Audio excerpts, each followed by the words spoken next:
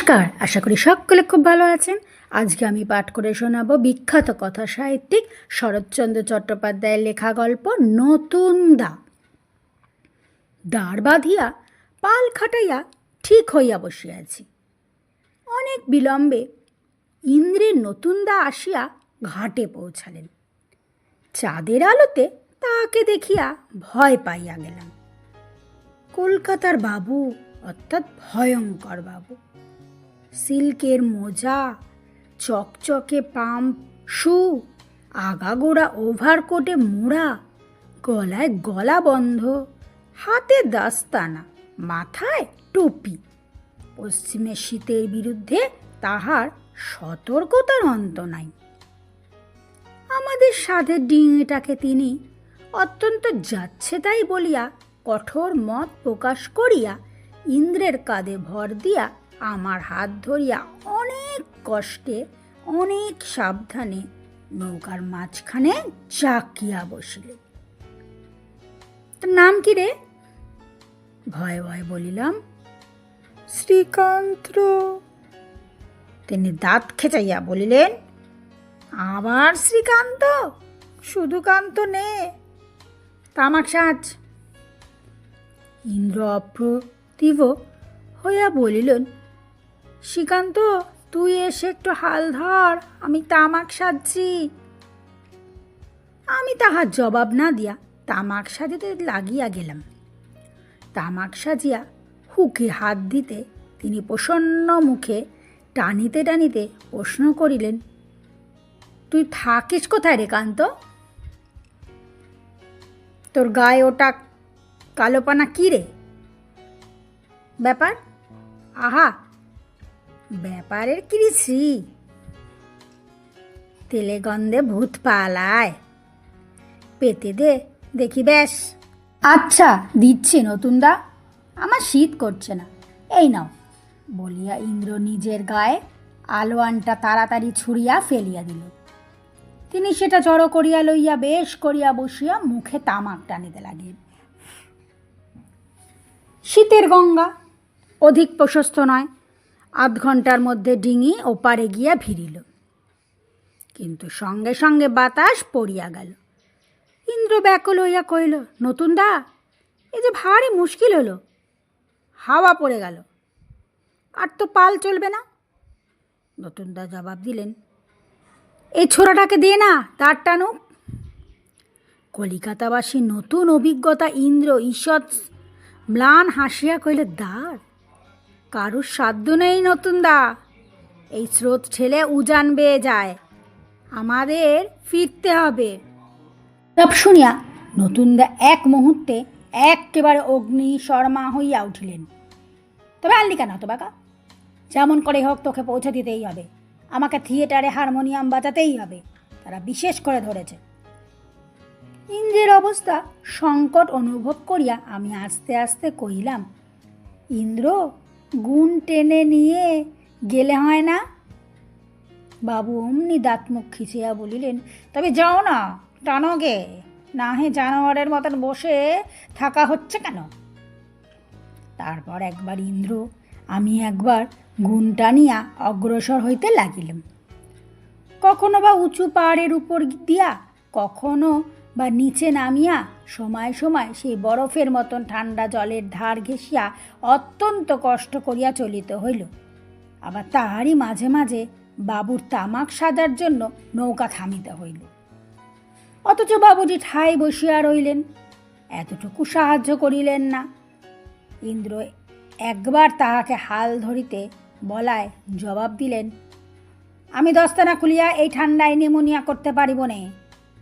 ইন্দ্র বলিতে গেল, না খুলে?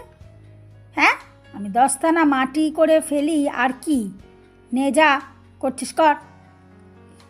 আরও বিপদ, গঙ্গার রুচিকর হাওয়ায় বাবুর ক্ষুধার উদ্রেক হইল। বলিলেন, হ্যাঁ ইন্দ্র, এদিকে খোট্টা মোট্টাদের বসতি টসতি নেই, মুড়ি টুড়ি পাওয়া যায় না?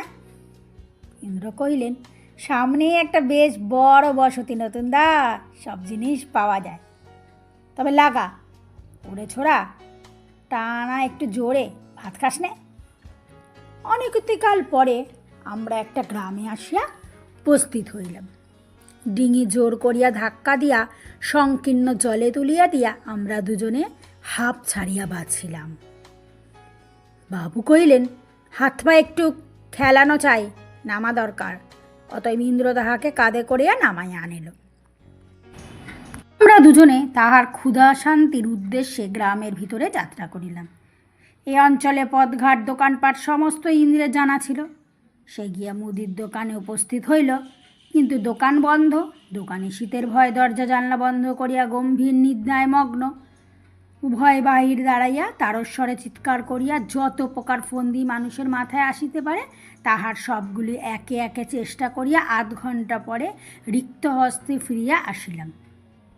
কিন্তু ঘাট যে জনশূন্য। জ্যোৎস্নালোকে যতদূর দৃষ্টি চলে ততদূরই যে শূন্য। ডিঙি যেমন ছিল তেমনই রইয়াছে, কিন্তু ইনি কোথায় গেলেন? দুজনে প্রাণপণে চিৎকার করিলাম, নতুন দা! কিন্তু কোথায় কে? এ অঞ্চলে মাঝে মাঝে শীতকালে বাঘের উৎপাতের কথাও শোনা যাইত। সহসা ইন্দ্র সেই কথাই বলিয়া বসিল, বাঘে নিলে না তোরে। সহসা উভয়ের চোখ পড়িল কিছু দূরে বালির উপর কি একটা বস্তু চাঁদের আলো চকচক করিতেছে। কাছে গিয়া দেখি তাহারই সেই বহুমূল্য পামসুর একটি পাটি। ইন্দ্র সে ভিজা বালির উপরে একেবারে শুইয়া পড়িয়া বলিল, শ্রীকান্ত রে, আমরা মাসিমাও এসেছেন রে, আমি আর বাড়ি ফিরে যাব না। তখনই ধীরে ধীরে সমস্ত বিষয়টাই পরিস্ফুট হইয়া উঠিতে লাগিল। আমরা যখন মুদির দোকানে দাঁড়াইয়া দোকানিকে জাগাইবার নিষ্ফল চেষ্টা করিতেছিলাম, তখনই এই দিকের কুকুরগুলিও সে সমবেত আত্মচিৎকারে এই দুর্ঘটনার দুঃসংবাদটাই আমাদের গোচর করিবার ব্যর্থ প্রয়াস পাইতেছিল। তাহা জলের মতো বুঝিতে পারিলাম।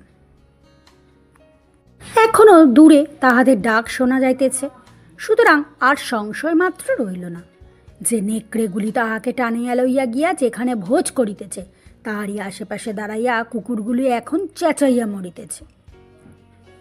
অকস্মাৎ ইন্দ্র সোজা হইয়া দাঁড়াইয়া কহিল, আমি যাব।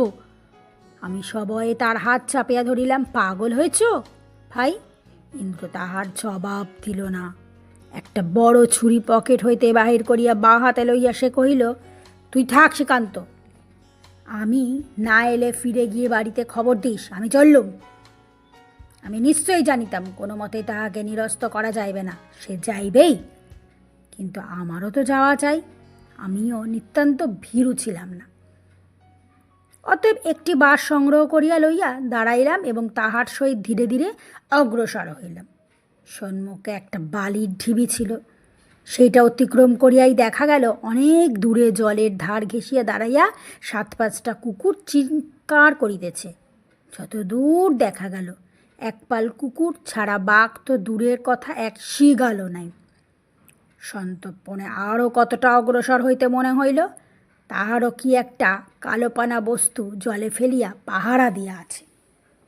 ইন্দ্র চিৎকার করিয়া ডাকিল, নতুন দা! নতুন দা গলা জলে দাঁড়াইয়া অব্যক্ত স্বরে কাঁদিয়া কইলেন, এই যে আমি। দুজনে প্রাণপণে ছুটিয়া গেলাম। কুকুরগুলো সরিয়া দাঁড়াইল এবং ইন্দ্র ঝাঁপাইয়া গিয়া কণ্ঠ নিমজ্জিত মূর্ছিত প্রায় তাহার দর্জিপাড়ার মস্তত ভাইকে টানিয়া তীরে তুলিল। তখনও তাহার একটা পায়ে বহুমূল্য পামসু, গায়ে ওভারকোট, হাতে দস্তানা, গলায় গলাবন্ধ, মাথায় টুপি ভিজিয়া ফুলিয়া ঢোল হইয়া উঠিয়াছে। আমরা চলিয়া গেলে গ্রামের কুকুরগুলো তাহার অদৃষ্টপূর্ব পোশাকের ছটায় বিভ্রান্ত হইয়া এই মহামান্য ব্যক্তিটিকে তাড়া করিয়াছিল। এতটা আসিয়া আত্মরক্ষার কোনো উপায় খুঁজিয়া না পাইয়া অবশেষে তিনি জলে ঝাঁপ দিয়া পড়িয়াছিলেন এবং এই দুর্দান্ত শীতের রাত্রে তুষার শীতল জলে আকণ্ঠ মগ্ন থাকিয়া এই ৮ ঘণ্টাকাল ব্যাপিয়া পূর্বকৃত পাপের প্রায়শ্চিত্ত করিতেছিলেন। কিন্তু প্রায়শ্চিত্তের ঘোর কাটাইয়া তাহাকে চাঙ্গা করিয়া তুলিতে সে রাত্রে আমাদিগকে কম মেহনত করতে হয় নাই। কিন্তু সবচেয়ে আশ্চর্য এই যে বাবু ডাঙায় উঠিয়া প্রথম কথা কহিলেন, আমার এক পাটি পাম শুবু। কই? নমস্কার, আমার গল্প পাঠ এখানেই শেষ হলো।